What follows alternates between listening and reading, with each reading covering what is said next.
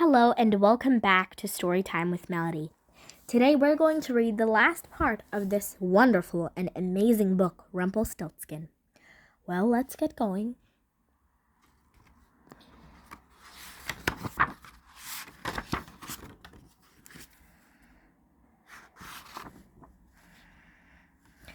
The king has promised to free me, said the girl. I can pay you then, but not now.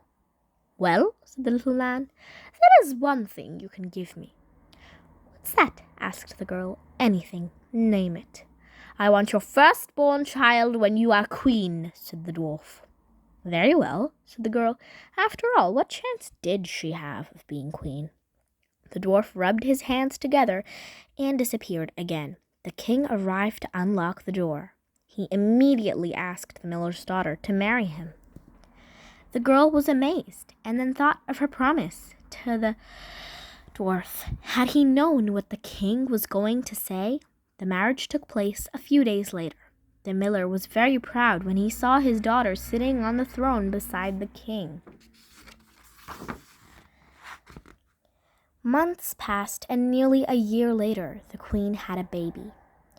It was a beautiful girl with blonde hair just like her mother. The king and queen loved her dearly. The queen was alone with her daughter one day when suddenly the dwarf was standing in front of her. I've come to collect my payment, he said, as you promised. The queen clutched her baby to her. You can't take my baby, she said. I'll give you anything else, but please don't take her. You promised, said the little man. But she's just a baby, said the queen. I'll give you a chance then, he said. If you can guess my name, then you can keep the baby. I'll give you 3 days, he said, and then he disappeared. The queen immediately called for her messengers. You are to go to the far corners of the kingdom looking for the strangest names, she told them. It's very important. You only have 3 days. The messengers went in different directions. The next day the dwarf appeared. Do you know my name? He asked. Is it Richard, Thomas, or Edward? Asked the queen. No, cried the dwarf. You'll have to do better than that. With that he disappeared. The queen was very worried the next day when he arrived. Her messengers had no news. They had not come across any strange names at all. Well, said the dwarf, do you know my name? Is it Perkin, Algernon, or Quincy? Asked the queen, desperately trying to think of strange names. No, laughed the dwarf. Ha ha! He disappeared again.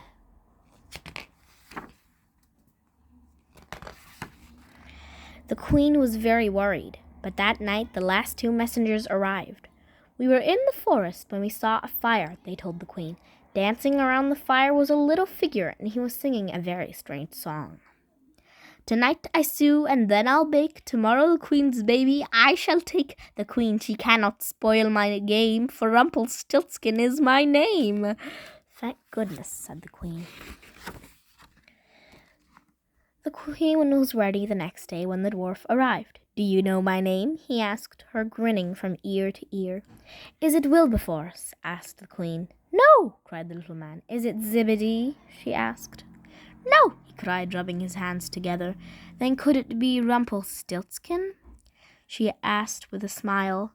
Someone has told you, cried the little man. It's not fair. And he disappeared with a stamp of his little foot. Rumpelstiltskin never heard of again. The end. Well, I hope you enjoyed the book as much as I did. Bye-bye.